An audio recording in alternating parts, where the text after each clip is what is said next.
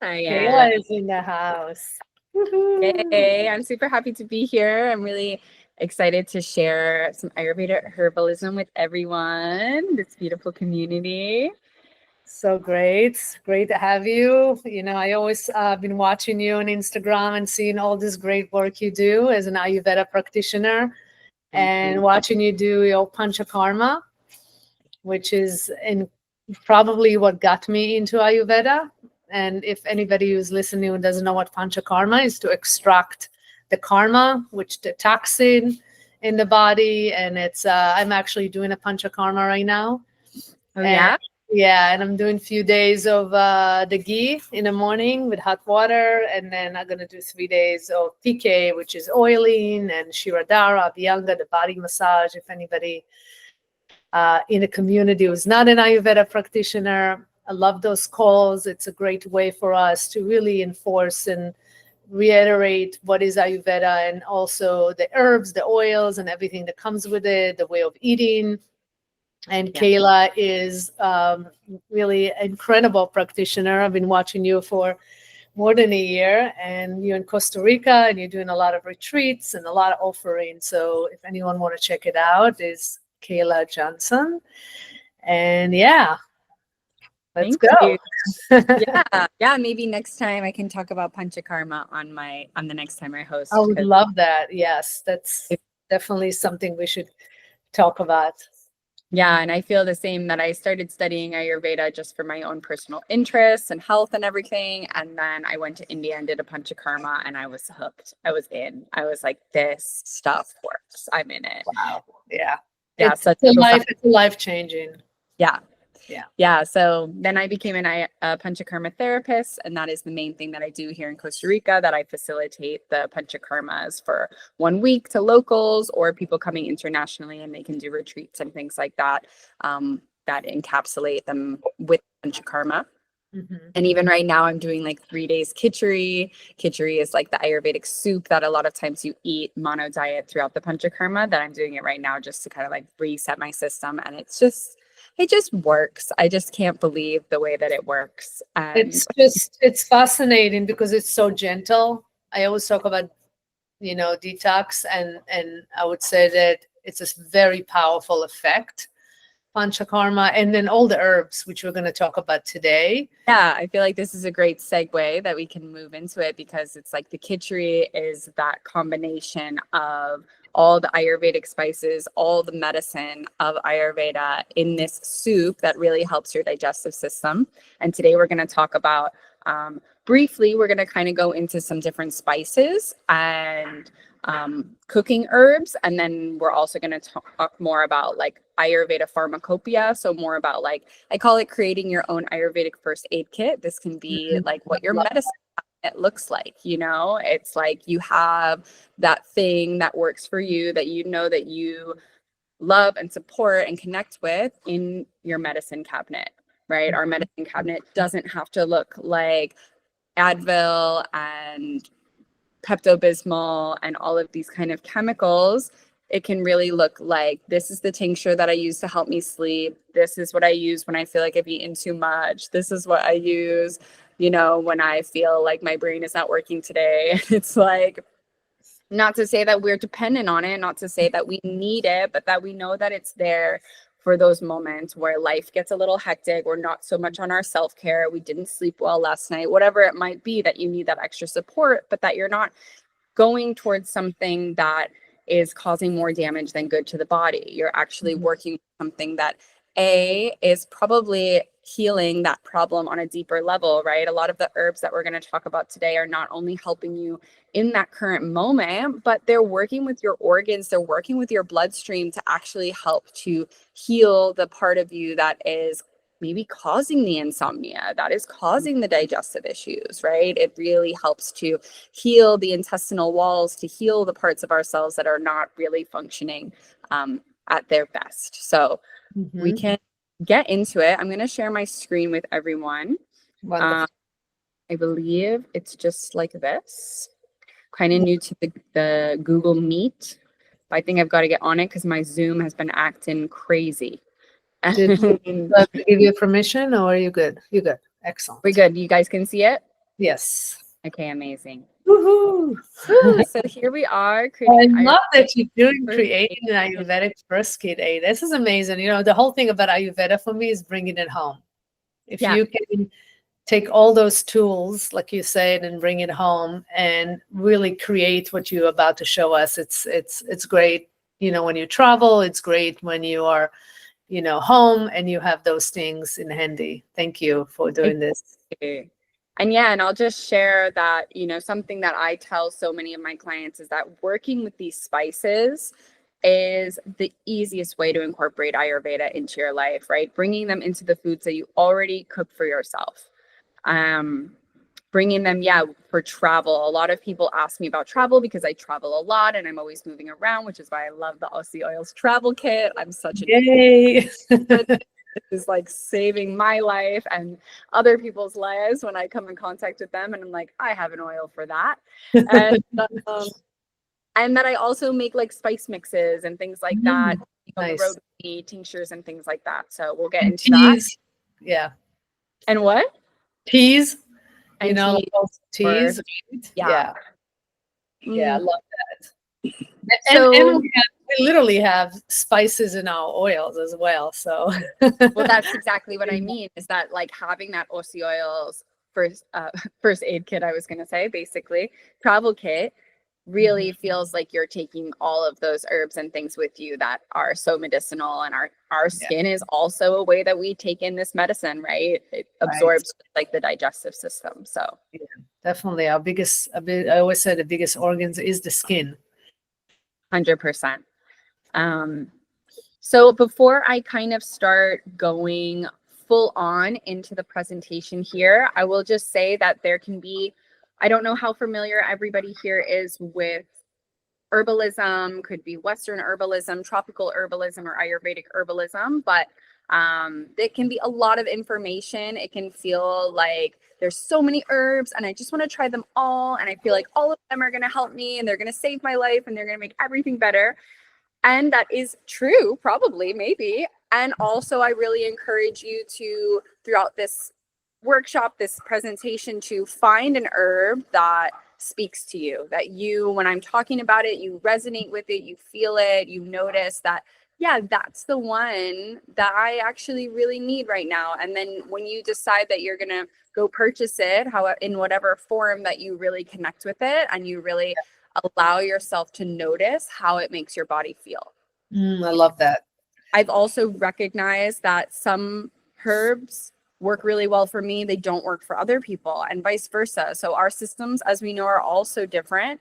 We can think of the doshas in that way of recognizing that, you know, I'm really vata and someone else is pitta and our systems are different. So things that have worked really well for me that I've created a relationship with might look different for you. So I just welcome you to kind of have your own experience with it and really feel into what resonates here. Nice. And I don't know, I can't see anyone when I have the presentation up, but if anybody has any questions or anything, Yeah, maybe, that's a good one. Yeah, if anyone have any question, they yeah, can jump in, right? yeah, exactly. You can absolutely jump in, or if you wanted to even like pop it into the chat and I'll pause throughout and answer any questions and things if you just don't want This it will to. be recorded, so we can also put it afterwards on YouTube, so you can watch it again. Great. Perfect. All right, guys. So I'm going to start it up with some spices and I'm going to kind of just, I'm going to go through those spices rather quickly and then we'll get into the main portion, which is the herbalism. So the spices that a lot of us might be really familiar with, cardamom, cinnamon, cloves, coriander, fennel, all of these spices are used in Ayurvedic cooking and they have a lot of medicinal benefits to them. So they're not only great for making our food taste delicious, but they are also great to use as a tea. You can use them in lots of different mechanisms to target the different areas of the body that you may need them to go for. So cardamom is great for the stomach. It's great for working with that kapha dosha, that mucus reducer, anti-nausea. We can think of when there's kind of too much mucus in our system, that's when we can start to feel nauseous. So cardamom and actually clove as well is going to be great for when we feel that we have that kind of heaviness in the belly. Cinnamon is great, as we probably know, for reducing our blood sugar, great for diabetics. It is a circulatory stimulant in the sense that it can really start to activate our blood flow. Coriander, also great for the blood sugar and cholesterol reducer. It reduces our blood pressure. So if people are working with high blood pressure, maybe they're on medication, working with coriander in the sense of like teas in the morning, teas before bed, this can be a really great way to build a relationship with it. And then fennel, personal favorite, love fennel. This is definitely something that I travel with in a tiny little glass jar because it is a carminative, which means it reduces gas. And as many of us probably know, because we love Ayurveda, anytime we eat something, especially if we're traveling or on the road that isn't what we normally eat, or we go out to dinner and we eat a bit late and we just feel kind of full, I chew on some fennel seeds, and this is a great way to settle the stomach and relax the digestive system. Yeah, that's great. Like after you go eat Indian food, they always have this fennel seeds on the way out. Exactly. They know what they're talking about. Yeah. And I use cardamom also on my espresso, in the morning. Yeah, that's a fun fact about cardamom, is that it's really great to use with coffee because it helps to reduce the way that the caffeine is digested. It takes away that kind of jitteriness that the caffeine can bring in. So and probably acidity, I assume, right? That too. Yeah. So it's great for pitta types. Working with that acidity, you can put cardamom in the coffee, or maybe you drink cacao in the morning, or whatever might be your morning beverage, but great for pitta. So wonderful. Couple more spices: cumin, nutmeg, star anise, cayenne, turmeric, black pepper. So cumin is going to be great for the respiratory system, helps to treat asthma, fights colds. It's also helpful with sleep. So great to put in your dinner when you're cooking dinner.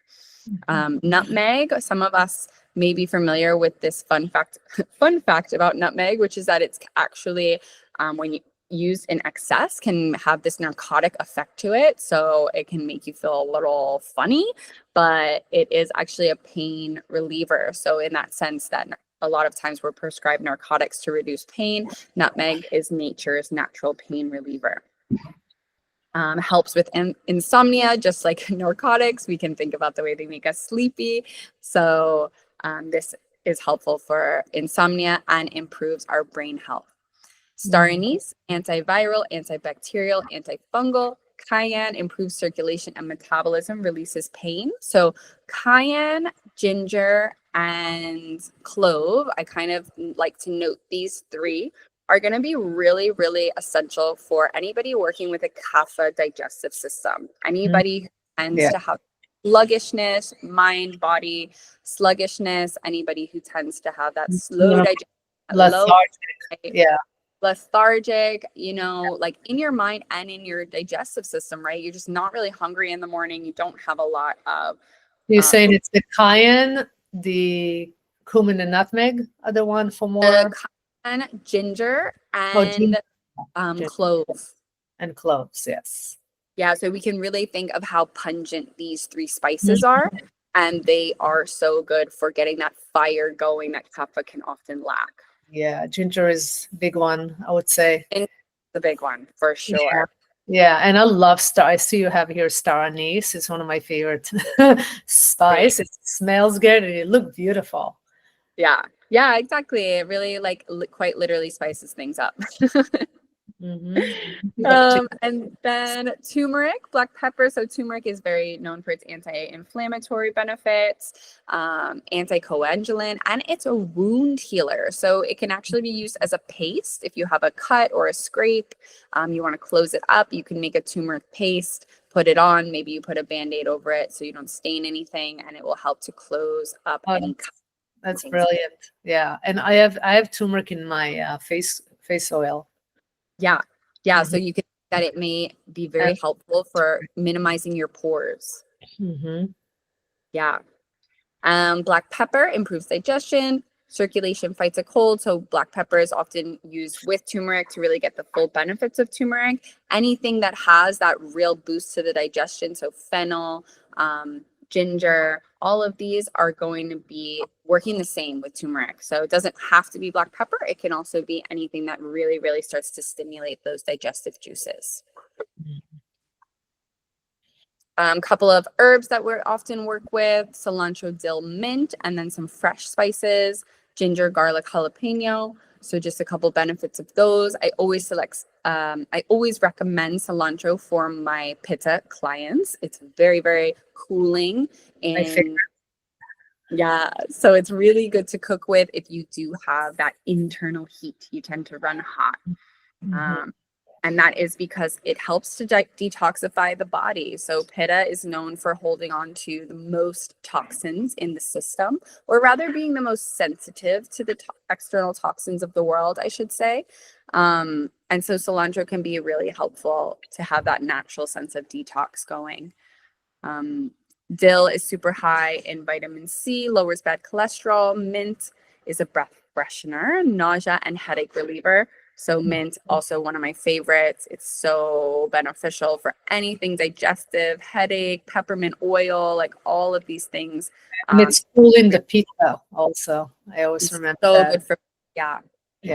Pitta. Tushin, yeah. Tushin. And then just the same, like working with these fresh spices, you can make them like a ginger tea, so good for the stomach, so good for any pain in the body. Garlic, we know, is really good for if you're fighting off a cold or a flu, you want to pump yourself up with some garlic in your cooking. Jalapeno, similar. So it can be really good, help sweat it out, get the circulation moving, and just work out any colds or flus that might be present.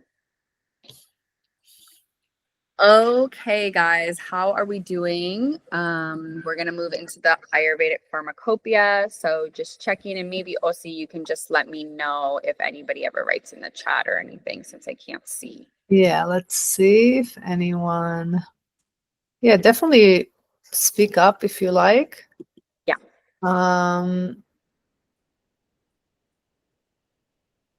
Yeah. I would say that I think we could. I just have one memory when I'm listening to you talking about the spices. I remember one of the Ayurveda doctor told me one time when my youngest son was a very picky eater, so she would say to take the spices and make my son grind them. And the smell of the herbs, he would get used to the smell of the herbs, because I tend to cook with a lot of spices and herbs, and he just wanted pasta with tomato sauce, super bland food. And I was like, yeah, that's not going to work for me.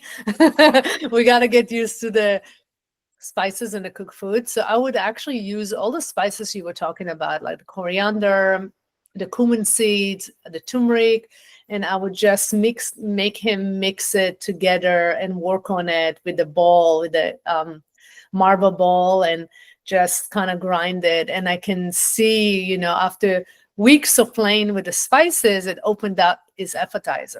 I love that. Yeah.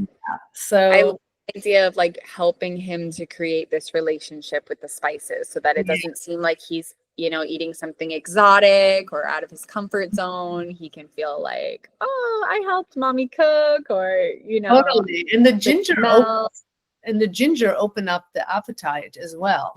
Yeah, because they say that when we open these spices, so in Ayurvedic cooking, we work with the ghee and we put in the spices to really open these spices, create that fragrance. And when we smell them, our brain sends a signal to our digestive system to start creating those digestive enzymes. So your son is getting that natural boost to his appetite, and he's starting to feel like, oh, I do want to eat that, right? Because the body's intelligence is creating the enzymes for him to digest that. So great. Yeah, I think we can continue. Well, let's bring it back up. It's awesome. All right, guys. So we're moving into more of a deeper Ayurveda pharmacopoeia. These are most of these plants are very native to India, but they grow in a lot of places with a similar climate, and it's very, very likely that you will have a alternative that is the same basically version in North America, for example. So Makuna or Kapikachu is an herb that is best used for its rasayana effect. So what is rasayana? That means that it helps the body to create moisture. It helps the body to rejuvenate. And in Ayurveda, we say it lowers vata and it builds ojas. So ojas is that vitality, strong immune system. And we can think of this as a great herb to work with when you are maybe trying to have a baby, you're trying to come back from burnout, you're trying to really rejuvenate your system because the system is depleted. So this is great for somebody who has a lot of vata. Maybe they're struggling to gain weight, or again, their nervous system is burnt out. They're working with a lot of stress in their life and they don't really feel like they have the ojas, the vitality to handle it. So we work with herbs like Makuna, which help to build that myelin sheath, that coating to the nerves that really helps to heal the nervous system long term. And how do you get it? Do you get it in the form of a powder, or because I see here you have the plant and the yeah, seeded. I would say the best way to have it is in a powder form, or even like a dried form, but probably powder is best because you want to take it. So anything that's rasayana, you want to take it with a similar, like I think I have it written here. It's great to take with warm milk and ghee because when we take it with something that is similarly nourishing to the body, our body digests it in that way to bring in those ojas, to bring in that effect of deep nourishment. So you would make it like a tea, right? Like a turmeric milk or thing on the stove. Right. So you get it in the form like trifala? Yeah, let's Same say like form. that. And then you use about a spoon of it and you cook it with the milk and a little ghee and you drink it at night, I assume, because it's stress hormone, which it's great, right? Because Totally. stress, Yeah, I think it's really calming.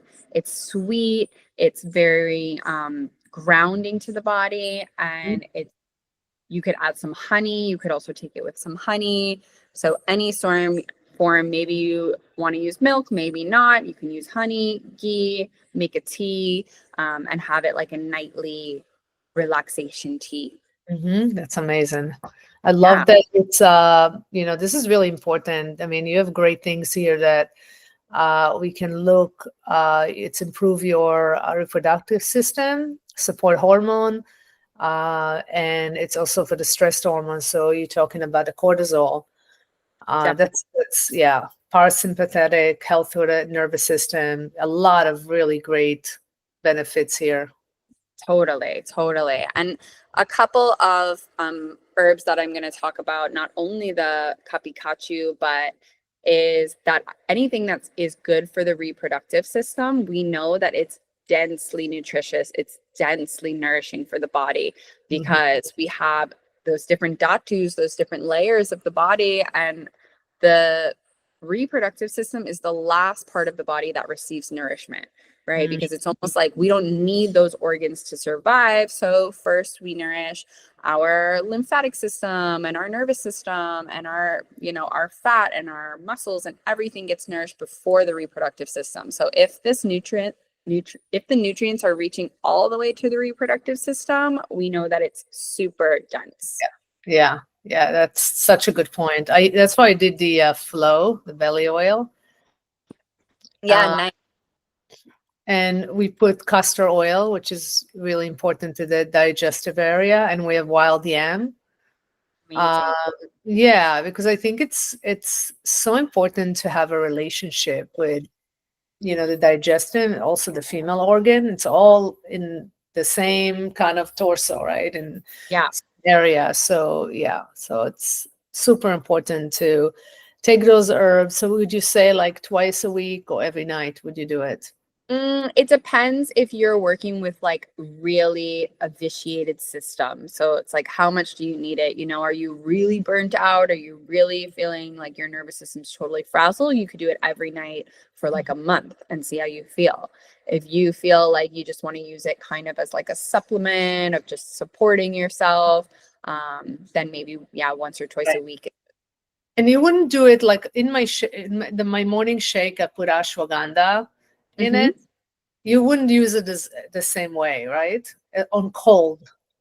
I mean, you could. It's not going to make you tired, but yeah, it's kind of nice to have it with like the honey, the ghee, the milk, just because that's how the body knows that, okay, we're digesting it on that level of bringing in that support system, because all those foods are very supportive to our system. Yeah, and it's probably better to cook it because you're opening up the herbs even more when you're probably boiling it a bit. Yeah. So, all right, let's see what we got next. So I think, yeah, let's go for skull cap. I might not get to all of them today, but so skull cap is native to North America. So some of you might be more familiar with this one. Skull cap is mainly known to help people with insomnia, the ability to fall asleep at night. It's really, really great for cooling an overheated nervous system. So I have this word here, prabaha. I have it written a couple of times. It's technically the superpower of the plant. And so what I think about the skull cap's superpower is kind of like our body's ability to work with that downward flow. Apana vayu is our body's ability to ground and relax. So skull cap helps to create that downward flow experience without being too heating to the body, because oftentimes we see the combination of an herb that is heating or warming rather and calming, but this is really good for pitta, for example, who might feel that they have that that too much heat in the nervous system, but they still need to ground. This is great. So many, I love that it nourished the bone marrow. Wow, that's deep. That's deep. That's deep. And I always say that the best way to take this one is with a tincture, because a lot of times people are taking it to help them fall asleep at night. So they want it to hit really fast. So anytime that you want something to hit you quicker and kind of help you with something right in the moment, it's great to take it as a tincture, because it will go right into the bloodstream and start to work. So when you do it as a tincture, would you actually boil it and, like a spoon and mix it with water and just use the tincture, or would you just buy a ready tincture? Yeah, I would just buy a ready tincture of something like this to have it on hand, like maybe even next to your bedside, because this is like, you're awake in the middle of the night, you can't fall back to sleep. Maybe you get up and take the tincture so it can help you fall to sleep in the next 30 minutes, Yeah, this is such a great information. I love it. Yeah. And I love that you wrote it's so it's increased the downward flow, which is the apana vayu. Yeah, so we can think of the way that for a lot of us, when we feel that sensation, we overeat because we want to ground and we want to like activate that downward movement in the body. But actually what's happening is we're not hungry, we're just, our mind is like so in space. It's like, how am I ground? How am I going to get in my body? I'll eat. Yeah, such a good point. Oh my God, we're gonna need 2 hours for this. I know. It's my favorite topic. I have a lot. I have a lot of herbs. Awesome. That's great. I think if we're not going to be able to go over all of them, at least we can show the slides so people have the name and they can, kind of pause it and look at the slides and get it. But that's such a great information. Okay, yeah, I won't go deep into all of them, but I'll kind of choose which ones. So, okay, I'm going to go a little deep into this one because really great. A lot of people really resonate with this one. I use it in a few of my products. Yeah, and it's in Triphala as well, right? So amalaki is super popular in Ayurveda. Yeah, and Triphala I use a lot too. But yeah, I have seen the amalaki in some of the oils, definitely.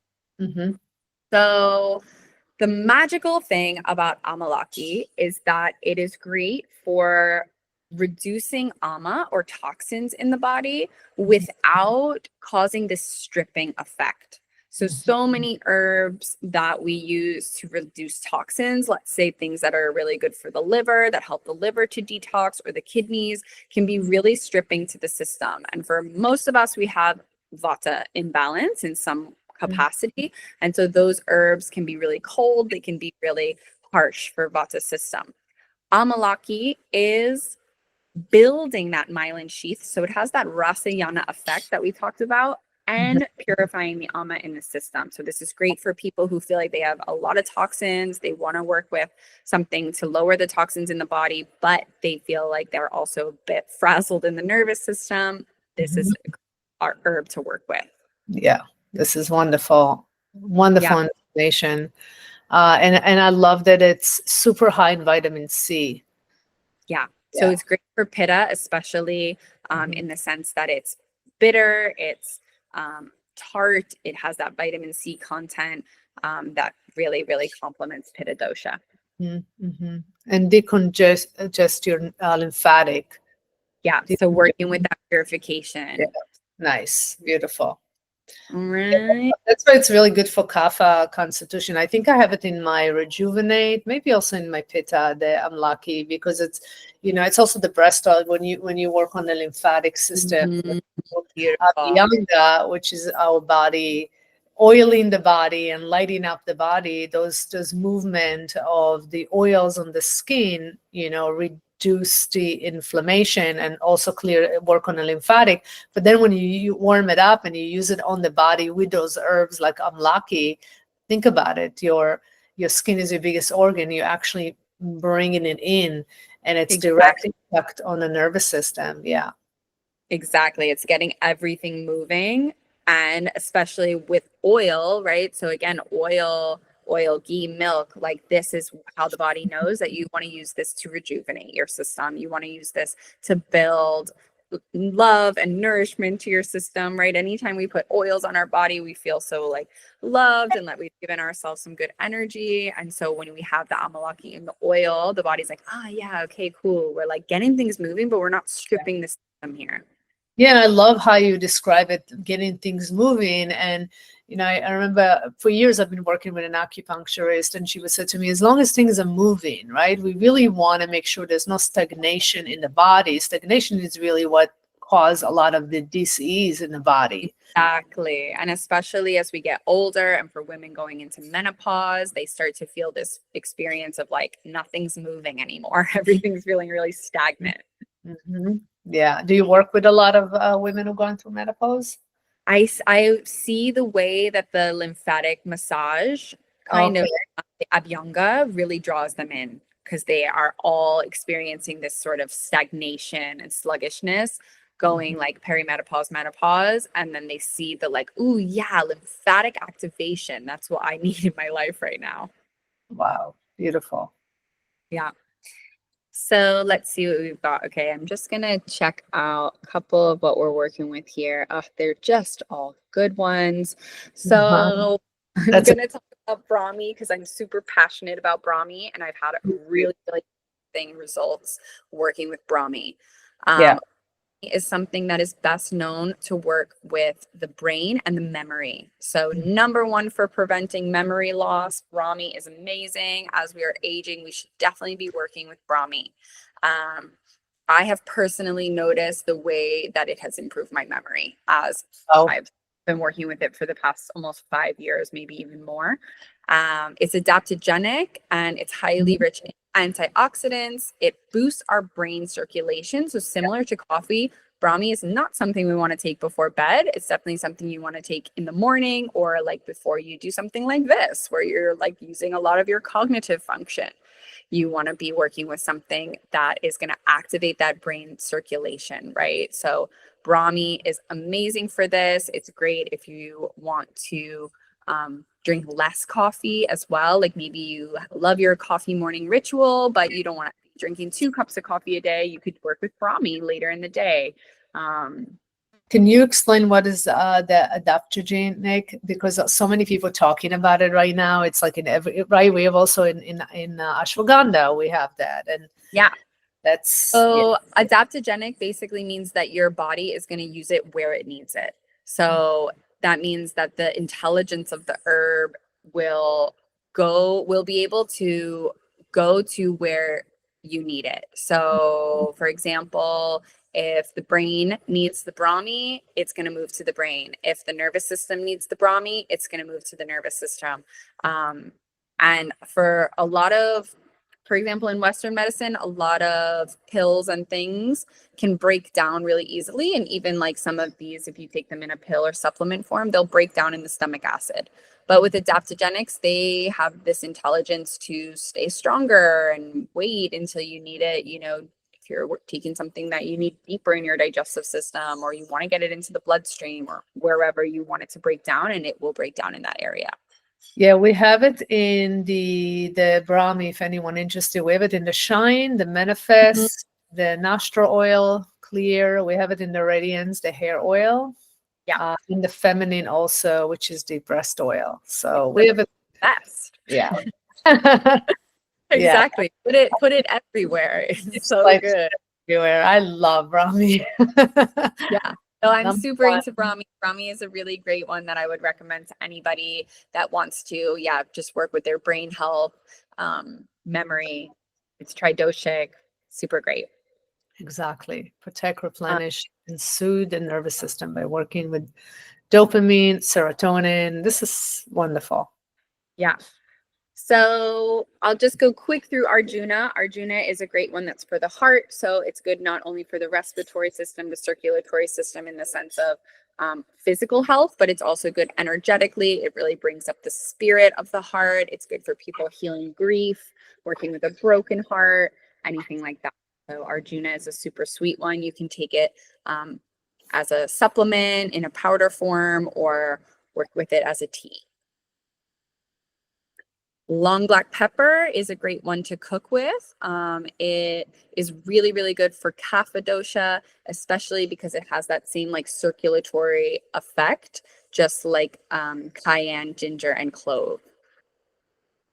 And let's talk about shatavari. Shatavari is a great one. Yeah. I think you have shatavari in some of your products. Yeah, I do. Let me, while you're teaching it, I'll look it up. Okay, so shatavari is a very feminine herb.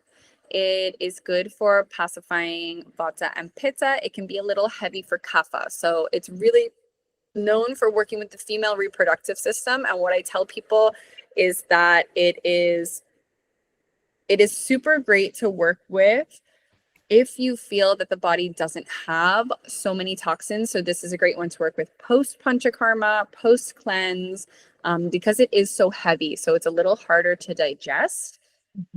But what it's really great for is women who are experiencing endometriosis, very painful periods, a lot of vata in their reproductive system. So that means that there's a lot of depletion in the reproductive system. And painful periods. So shatavari is a great one to work with around menstruation. You can work with it all the time. Right. I would say not only during menstruation, but so you can take it with your oils, but you can also take it, ingest it. Totally, exactly. But it is great to use with the oils because let's say you have like a lot of pain in your period, putting the oils on directly. It's going to be great for that. And again, you want to take it with that milk, honey, or ghee. The word is anupan, which means that it will take that herb right to the reproductive system. It will get it deeper into the system.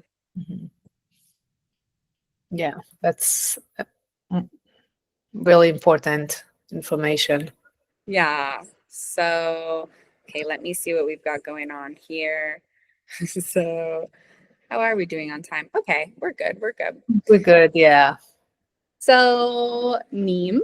Neem is such an incredible herb that we thank Ayurveda every day for bringing into our lives because the super, super powerful thing about neem. So, it's actually the coldest herb. It's colder than aloe, right? So a lot of times with herbalism, we work with this scale of cold to hot so that we really feel into, is this going to agree with my system? Do I need to combine this herb with something heating if I don't feel like I need something cold right now, and vice versa? So neem is super cold. It's super bitter. If you've ever experienced it before, it has a really specific smell to it. And it's super, super bitter. So personally, actually love neem in oil form or in a topical form because it's really great for the skin. Yeah. So I use it in the face oil. Yes. We have it in a face oil. Yeah. The neem. And you've masked the smell so brilliantly with the sandalwood and the rose. I mean, you can use neem also as a, on your plants. So bugs don't eat your plants or your, yeah, that's a really, really great one too. Yeah, but yeah, like the face oil smells so amazing. amazing. Has neem in it, so it's great for acne, eczema, any like weird thing you have going on the skin. Neem is really, really great, and it's antifungal. So where I live, that's essential for me to have in my medicine cabinet. So, and it goes really well with turmeric. It goes really well with turmeric because for many of us, it is too cold to take by itself. So it can be great to take it with something warming like turmeric. So that could look like if you're using it topically, adding a little bit of turmeric powder. That could mean if you're using it like a tea, which is so disgusting, but when you got to do it, you got to do it, that you're adding some turmeric. And that's just helping to balance that temperature, right? That kind of vipaka, that post-digestive temperature of the. Yeah.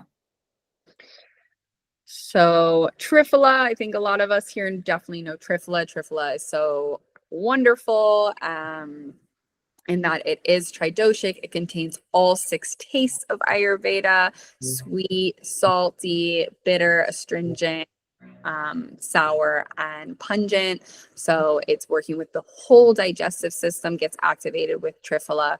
And so it is mostly known to use it for our digestive system. We use it late at night. We take it before bed. It helps with our bowel movements. It's, again, adaptogenic. So it helps to regulate our bowel movements, whether we are working with constipation or diarrhea or whatever might be going on in our system that we just want to regulate it. It's actually able to do both. And differently than a laxative or something, our body never becomes dependent on it. It is recommended to work with Triphala on and off. So maybe you take it for 3 months and then you take a month off or 2 months off or something like that. But essentially, it's a super safe supplement to be working with all the time. Yeah, we have it in the belly oil. Nice. And and as you say here, it's incredible for your colon. It's great for digestive. And we also do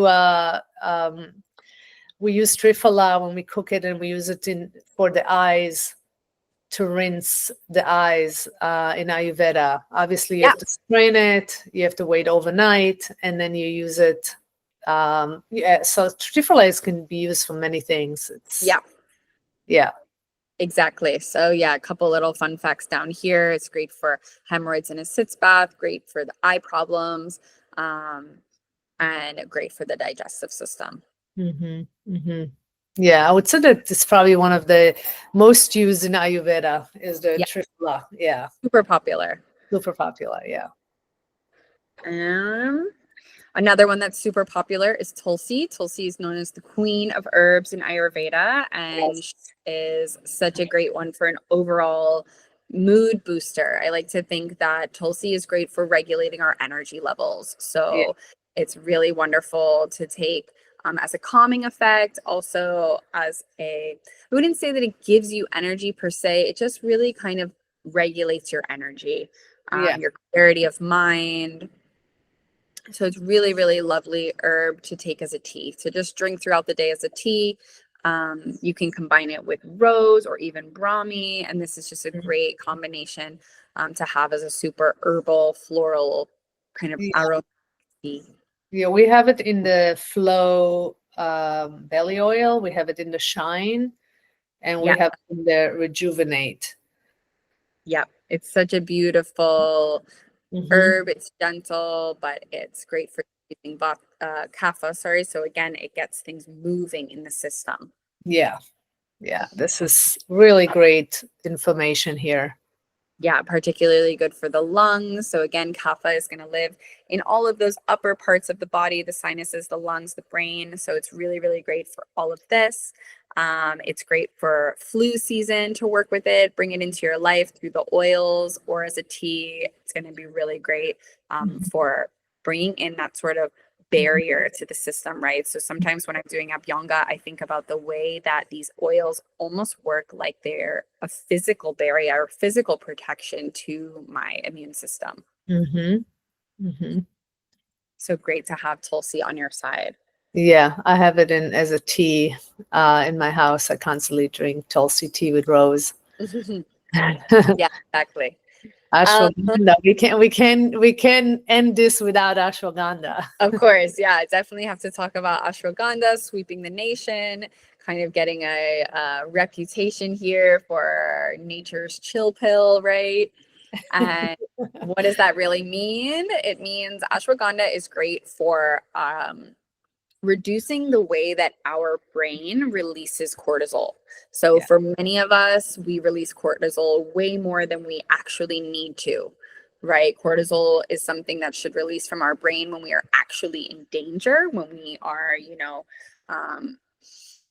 being chased by a bear or, about to get like hit by a car. Like that's when the brain Yeah. should be releasing cortisol and certainly is, but also nowadays we find that for many of us, our cortisol receptors are way off the charts. We release a lot of cortisol throughout our day, which essentially makes us feel like we're always stressed. It makes us feel like we're always under stress. Yeah. So ashwagandha is amazing for helping the brain to reduce how much cortisol it releases. And really regulate our nervous system in that way. Yeah. This is really important because we're all going through a collective trauma, PTSD, with the government, with the changes that's happening, with, so many places in the world that we're experiencing war and, listening to the news and being around people who are stressed. We actually accumulate a lot of stress right now. So I would say that ashwagandha will be something that will be really important to have it with you in your house. I use it in the morning in my shake, and I have it in few of my products. So I use it as an oil. I warm the oil, and then I drink and eat it in the morning. Amazing. Yeah. Amazing. And it is pretty tridoshic. I mean, when used in excess, it can be a little heating to pitta, but essentially it's really is a very tridoshic herb. Something that I do like to share with people is that it can be a little bit on the heavier side. So similar to Shatavari, we want to use ashwagandha when our digestive system feels normalized. So if we're having a lot of digestive issues, it can be a little heavy for the digestive system to move through. So Yeah. Yeah. So great to use when our digestive system is regulated, everything being according to plan, we can work with the ashwagandha. Yeah, and if no one have a question, I do. Waiting to see if anyone have a question, but I would say that. Would you say that? I also see here that you say it's very good for sexual vitality and it's balancing kapha. Can you talk a little bit more about like the doshas? Is in Ayurveda we have the 3 doshas, right? Just so people understand who are not in Ayurveda, because we open this forum to people who not necessarily just Ayurveda, but very interested in holistic life. So Definitely. the most we repeat it, they will understand. Definitely. So essentially, especially in this case, we can think of when we're talking about Vata dosha, we're talking about that energy of air and ether, which is really that energy of depletion, that energy of cold, hard, dry, rough. So anything that is moisturizing, anything that helps with grounding, anything that helps with building is going to be good for Vata dosha. Mm-hmm. When we're thinking about Pitta, Pitta is the energy of fire and water. So it's very hot, right? It's very intense, sharp, penetrative. It can be heating in our system. It can be heating in our mind. Anger, frustration can be present when we have too much Pitta. So anything that is cooling to the system, cooling to the body, the mind, anything that is grounding, that's going to keep Pitta calm. And again, that nourishment is going to be good, because sometimes Pitta can be known to burn it out, right? They have a lot of energy, but they can get burnt out. So nourishment, very important for Pitta. Mm-hmm. And cooling. And, yeah, and cooling, calming, grounding, really, really important for Pitta dosha. Beautiful. Then Kapha is the energy of earth and water. So we can think of it as the heaviest of the three doshas. It is a super grounding energy naturally, but it struggles to get things moving. So Kapha is sluggish, slow, heavy, very wet, kind of like mud, we can think of it as. So anything that is circulatory, anything that is heating, Kapha is also known for being cold. So heating, circulatory, good for the lymphatic system, respiratory system, really bringing in that movement to our internal system is going to be good for Kapha dosha. Mm-hmm. Mm-hmm. Amazing. Yeah. So people can understand that, once you know your dosha, you can play with the herbs and the amount of the herbs. And actually, like you said in the beginning, this is a toolbox to work with yourself and to know what's going on in your body. And then, okay, maybe I should take a little more Shatvari to. Exactly. The whole concept of Ayurveda, I really think of is this self-awareness, and the doshas are such a great and simple way to think about how to be aware of ourselves. Is there too much Vata in my system today? Is there too much Kapha in my system today, right? What do I need? Mm-hmm. Mm-hmm. Yeah. I'm definitely more Vata than usual lately. Yeah, right. So it's like you're not going to want to work with something that is really heavy you are going to want to work with something that's really heavy and grounding and nourishing, because it's like otherwise you'll fly away. Right. So more someone like me will be really great to eat cooked food and drink hot water during the day and throughout the day, and maybe add more cumin and let's think about maybe cardamom and things like that to add into my diet. Yeah. Definitely. Yeah. Amazing. So I think we have one more here. Let's go for it. Which is something that I think everybody knows about aloe vera. Yeah.